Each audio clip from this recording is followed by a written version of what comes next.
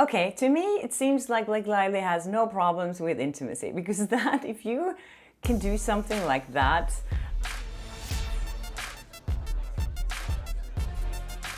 Hi and welcome to Film Talk. I'm Kjersti Flaa, and here on my channel I talk about my good and bad experiences in Hollywood and working as an entertainment reporter. First of all, thank you guys so much for sending me so many tips. There's so much amazing intel out there, and you are really digging deep into the internet and finding all these little treasures here and there. And one email in particular caught my attention, which was with a video, an interview, a press junket that Blake Lively did like 8 years ago for the movie Shallow, where she was underwater most of the time with sharks and stuff like that. Anyways, there was a junket and a man was interviewing her, and the weirdest thing happened. She liked his t-shirt, and then it ended up with her asking him to take off the t-shirt, and then she was putting on this guy's t-shirt. I mean, look at this. I'm challenging you. Do you want me to do it? Yeah. I'll do it. No way. He's taking his shirt. See, I take my shirt off in this movie and my shorts, so it's only fair. This is the best thing that happened. I'm also not in that great of shape. Right. So Blake, you give me new meaning here to what I'm bringing to an island if I'm stranded. Okay. So what do I need? Okay, to me it seems like Blake Lively has no problems with intimacy because that, if you can do something like that, I just makes no sense to me how she was accusing Baldoni of doing all these things and saying these things that are inappropriate and make her feel uncomfortable. And then she does that to a reporter. He took his shirt off. I mean, can you imagine if you switched the roles? Like she was a man asking a woman to do that during an interview and she would take her top off. I mean, this whole thing to me just put things again in perspective of like her being so, vulnerable and being such a victim and not feeling comfortable in front of Baldoni, and then she does this to a journalist. Yeah, makes no sense. I remember I covered Dakota Johnson doing something similar when she was paired up with Leslie Mann for a junket. I think it was called How to Be Single. I was covering the junket. Her and Leslie Mann were acting really weird. And then they started flirting with one of the reporters. And they flirted so much, and I asked him to take his shirt off. He didn't do it. Blah, blah, blah. It became a viral moment. That's really it. Can you take off your shirt? Which one? All of them. All of it. Sure. We could start with the jacket here. But then, like a year later or something, Dakota Johnson actually apologized when she met the reporter again, and she said, I was really inappropriate with you last time, and I'm so sorry about that. No, I do that. I have No, me and Leslie then really harassed you, and I apologize. Oh, thank you. I appreciate that. Nice. I mean, of course, Blake Lively is never going to apologize for anything. But yeah, I think it puts things in perspective, as I said, and especially now that, yesterday The Hollywood Reporter published an article where they basically said that some of the things that had happened and made things uncomfortable on the set with It Ends With Us could have to do with Justin Baldoni and Jamie Heath's religion.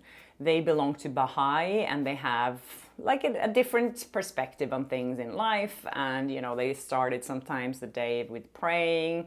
But what Blake Lively's team reacted to was what was on the cover of The Hollywood Reporter. There was an illustration. In the photo you can see Blake Lively basically trying to fire a slingshot with a cell phone at Baldoni from behind, which is basically a reference to her legal team trying to subpoena his phone. So today the Post had an article about this where Blake Lively's team is basically reacting to this. They're saying that The Hollywood Reporter should be ashamed of itself. The framing in this picture is outrageously insulting, as it plays into every trope about women who dare file a workplace complaint, turning them into aggressors and suggesting they deserve the retaliation that comes their way. I don't think that was a smart move from her team to criticize The Hollywood Reporter. That's like the biggest industry trade magazine here in town. Don't make more enemies, Blake. If you think that cover is sexist, how would you explain what you did to that guy in that interview? Just saying. I also received a very interesting message from a health expert, and she said it was okay if I read it out loud.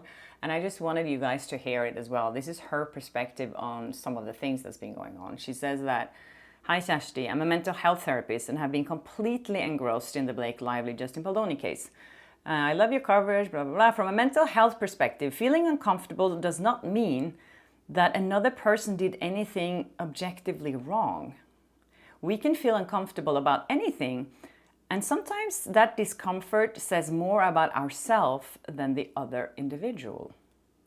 This, of course, is not true in all situations, but does seem to be the case with Blake Lively. It feels like she weaponizes her own discomfort. As humans, we all experience discomfort on a day-to-day basis. Sometimes it might be warranted, and other times it may be an opportunity for growth. I think especially what she's saying here about being uncomfortable, that has nothing to do with the other person. That is something to do with yourself, that you feel uncomfortable in a situation. When I feel uncomfortable, I can't blame that on everyone around me. I feel terribly uncomfortable when I'm on a plane, but I can't blame all the other passengers and the pilot for making me feel uncomfortable. It's because I'm scared of flying. She also says, I've gotten so interested in the case because of the power dynamics and personality patterns. I'd also like to add that sometimes it gets lost that men can be victims of emotional abuse, but are less likely to share that because of the stigma. It feels like her behavior towards him, from the info we have so far, could be considered abusive if the roles were reversed and a movie was stolen from a female director. So true, and such a good point here. Yeah, I thought that was really interesting, and especially putting it in the perspective of how when you switch roles, you know, if a man is in that position, would be in that position, and he was the one stealing the movie from a female director, can you imagine how much locomotion would come from that? So I really appreciated hearing this from a health expert's perspective. So thank you for sending me that message. So the same person who sent me the video of the reporter taking his shirt off also sent me an interview that Blake Lively did in Vogue earlier in 2024. Another example again on how she admits that she likes to take on more roles than she's supposed to when she's in a movie. She says that my husband did an interview where they asked him, what's something surprising that people don't know about your wife? And he said, is that she's a writer. She writes on every movie she works on. Okay, he said it. The reporter continues to say that later Feig, meaning Paul Feig, the director of A Simple Favor and A Simple Favor 2, will confirm that she worked to bring about her vision for a character. She did work on her dialogue to make that happen, he will say admiringly. And it just brought everything to life. I asked Lively if she would ever write something from scratch, the reporter says. She considers this, she says then. A blank page is not nearly as exciting to me as starting with a script and finding something people have overlooked. Saying, no, there's something there. To me, it's a treasure hunt. And so when I can see the treasure, then I get to be an archaeologist. I get to excavate. I get to carve it out and find this thing and show people the value in it. That to me is what I love. So that's what she loves doing. She loves to find little treasures in other people's works, and as she called them, treasures, and say, I don't like that. Change that. I want my vision in here. My vision is always better. So she comes into a project and basically always rewrites what's already been written. Yeah, well, so now we know that she probably did a lot of the writing on A Simple Favor and A Simple Favor 2 as well. It was also in her lawsuit that she wrote a long apology letter to the screenwriter of It Ends With Us. So, as we know, she bragged about how Ryan Reynolds rewrote the rooftop scene. And in her own lawsuit, she quotes from that letter, basically saying that she's so sorry that the screenwriter, her name is, Kjersti Hall, she said that, I'm so sorry that, that you found out about me bragging about Ryan writing that rooftop scene when you were in a junket. I guess a reporter had asked the screenwriter, how did it come about that Ryan Reynolds was writing that scene, and she didn't even know about it. Is there any scene in particular that was challenging to work through? Yeah, as a writer, probably the most difficult scene for me to crack was the rooftop scene. Because I have to say, Colleen wrote it perfectly. And And I wish I could have just lifted it from the pages and just put it in the film, but it's a little too long for film language. And so my first crack at it, it was like a 10-page scene, which is a little impossible. So she was really caught off guard, and she probably told Sony about it. And then Blake Lively wrote her an email apologizing and said that it all came from love, basically. It says that in her lawsuit, it is explained like this.